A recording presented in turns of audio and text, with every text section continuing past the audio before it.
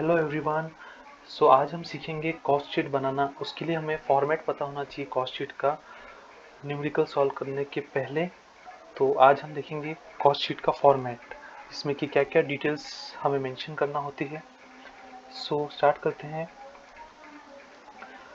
जैसे आप देख सकते हैं कि यहाँ पर हमें मेंशन है पर्टिकुलर डिटेल्स और अमाउंट। जब भी हम प्रॉब्लम सॉल्व करेंगे तो हमें ये तीन चीज़ें स्पेसिफाई करनी पड़ेगी, जिसमें कि हम अमाउंट लिखेंगे।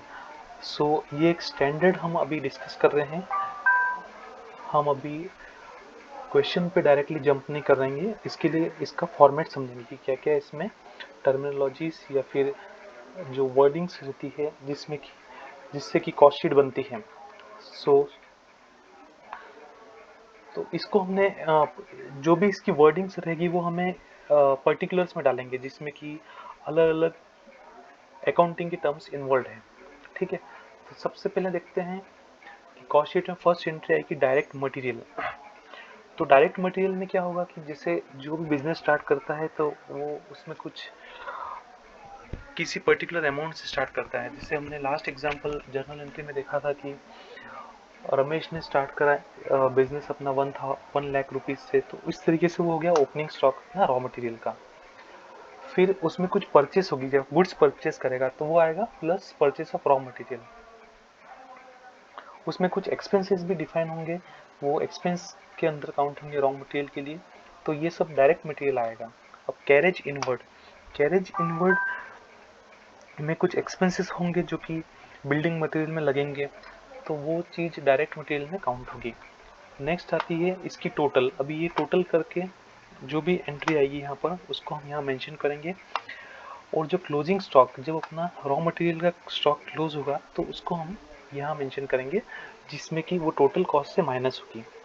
Scrap of raw material. Scrap of raw material मतलब जैसे मान लो कोई भी हमारी मिठाई की दुकान है या फिर कोई भी हम वेयर हाउस है जिसको कहते हैं गोदाम। तो अब होता क्या है कि स्क्रैप मतलब जो लेफ्ट ओवर बच गया है, जिसे हम फेंकते नहीं है, तो वो चीज़ आती है। जैसे मिठाई की दुकान में अगर घी बच जाता है तो उसे हम फेंकेंगे नहीं, राइट। उसके थ्रू हम उसका यूटिलाइज करके वापस उससे चीज़ बना सकते हैं जो भी, या फिर उसको ऐसे स्क्रैप हम स्टोर करके रखेंगे।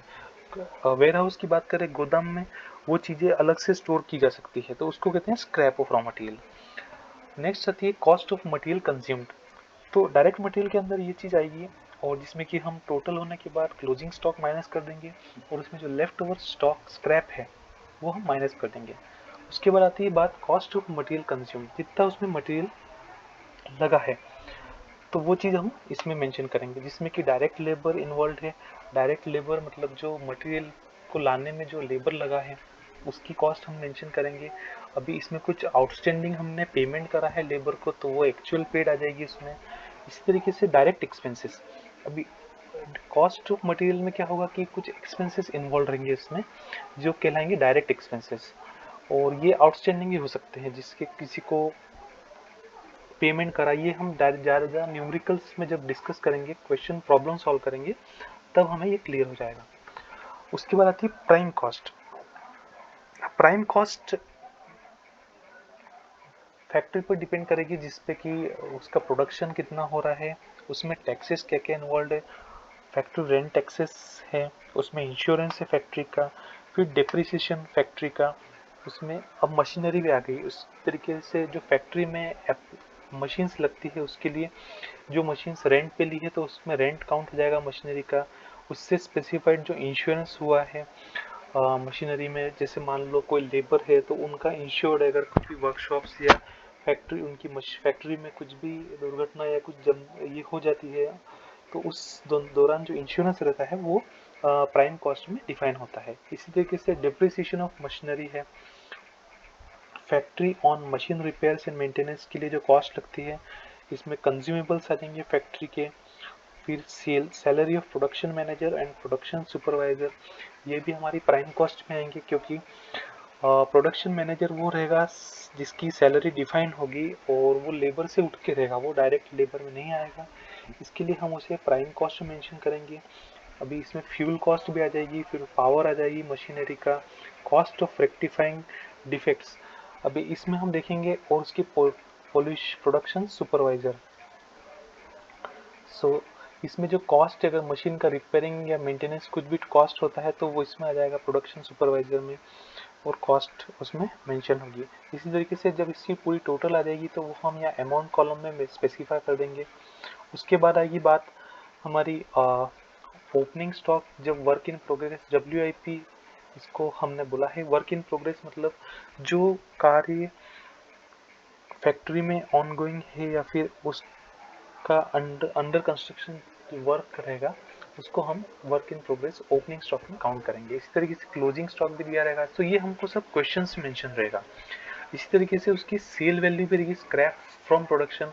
अभी मशीनरी फैक्ट्री में जो काम हो रहा है उससे जो स्क्रैप या फिर रॉ मटेरियल से जो लेफ्ट ओवर जिसको कह सकते हैं हम, वो ऐसे स्क्रैप कहलाएगा, तो उसकी सेल वैल्यू उसमें से माइनस कर देंगे हम। सो ये हमारी हो गई प्राइम कॉस्ट। अब आती है फैक्ट्री या वर्क कॉस्ट, जिसमें कि बोलेंगे हम इसको वर्कशॉप कॉस्ट भी बोल सकते हैं, जिसमें कि ऑफिस इन्वॉल्व रहेगा यहाँ पर। सो ऑफिस का एडमिनिस्ट्रेशन या जनरल ओवरहेड इस यहाँ हम उसको फैक्ट्री कॉस्ट या वर्क कॉस्ट में ले सकते हैं। इसी तरीके से ऑफिस का रेंट, उसमें टैक्सेस, जो इंश्योरेंस इन्वॉल्व है, डिप्रिसिएशन हो रहा है, मशीनरी का रेंट, सॉरी फर्नीचर का रेंट, जो ऑफिस का फर्नीचर है उसमें इंश्योरेंस फर्नीचर काउंट हो जाएगा, रेंट हो गया उसका, डेप्रिसिएशन ऑफ फर्नीचर हो गया, लीगल एक्सपेंसेस जो ऑफिस के प्रीमाइसिस में इन्वॉल्व है वो काउंट हो जाएंगे, प्रिंटिंग एंड स्टेशनरी आ जाएगी ऑफिस में, salary of GM general manager और ऑफिस स्टाफ का जो सैलरी है वो ऑफिस एक्सपेंस ऑफिस एडमिनिस्ट्रेशन में काउंट हो जाएगा, ऑडिट फीस जो अकाउंटिंग डिपार्टमेंट में जो क्वालिटी एश्योरेंस टीम रहेगी वो ऑडिट करेगी तो वो ऑडिट फीस के अंतर्गत आ जाएगा, इलेक्ट्रिसिटी कॉस्ट रहेगी ऑफिस की, जनरल एडमिनिस्ट्रेशन कॉस्ट रहेगी, और कॉस्ट ऑफ प्रोडक्शन आती है लास्ट में। सो इन चीज़ों को लेके अब कॉस्ट ऑफ प्रोडक्शन में क्या होगा कि फिनिश्ड गुड्स जो ओपनिंग स्टॉक रहेगी और क्लोजिंग स्टॉक, जैसे हम रॉ मटेरियल में देखा था, इस तरीके से फिनिश्ड गुड्स एक अलग एंटिटी है यहाँ पर जो कि उसकी कॉस्ट ऑफ प्रोडक्शन में डिफाइन रहेगी। अब cost of goods sold, goods sold की बात आएगी सेलिंग एंड डिस्ट्रीब्यूशन ओवरहेड में, जहाँ पर हमारे पास बैड डेब्ट्स हैं, जिसमें कि डेबिटर्स से जो लेनदार है उनमें उसकी यूटिलिटी डिफाइन होगी, सेलिंग एंड डिस्ट्रीब्यूशन ओवरहेड जो सेलिंग एक्सपेंसेस है, ट्रैवलिंग एक्सपेंसेस है, सेल्समैन के एक्सपेंसेस है, जो ये आउटसाइड एक्सपेंसेस है, मतलब ये इसके अलावा लग रहे हैं। एंटरटेनमेंट एक्सपेंसेस आ गए उसमें, फिर सेल्स मैनेजर जो सैलरी उसकी रहेगी डिफाइन, जो सेल्स स्टाफ रखा होगा उसमें आ जाएगा, और एडवर्टाइजमेंट एंड पब्लिसिटी कॉस्ट। अब ये मार्केटिंग और इसमें जो कॉस्ट इन्वॉल्व होती है वो उसको हम एडवर्टाइजमेंट और पब्लिसिटी कॉस्ट में डिफाइन करेंगे। अभी डिस्ट्रीब्यूशन सैलरीज एंड कमीशंस, ये इसमें आ जाएगी अपने कॉस्ट ऑफ गुड्स सोल्ड।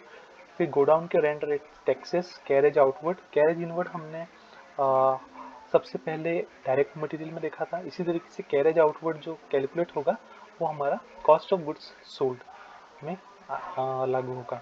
अब depreciation maintenance of distribution vehicles, अभी जो व्हीकल्स का जो ट्रांसपोर्टेशन कॉस्ट रहेगा वो सब इसमें आ जाएगा। जनरल एडमिनिस्ट्रेशन कॉस्ट ऑफिस में डिफाइन रहेगी, सेल्समैन की cost of goods, cost of sales और टोटल कॉस्ट, तो ये यहाँ पर कैलकुलेट करके हम लिख देंगे। इस तरीके से प्रॉफिट और लॉस जो रहेगा, और सेल्स, अभी सेल्स जितनी हुई है उस हिसाब से प्रॉफिट कैलकुलेट होगा। सो अपन उसको टोटल कॉस्ट जितनी आएगी अपने यहाँ पर अमाउंट में माइनस सेल्स करेंगे, तो उसके अकॉर्डिंग प्रॉफिट या लॉस अपन कैलकुलेट कर सकते हैं। तो इस तरीके से हमने आज देखा कि कॉस्ट शीट का फॉर्मेट कैसे डिफाइन होता है, और ये हमें प्रॉब्लम सॉल्व करने में बहुत इजीली समझ में आएगा। तो देख बने रहिए हमारे अगले वीडियो के लिए, और अच्छा लगे वीडियो तो लाइक कीजिए। Thank you.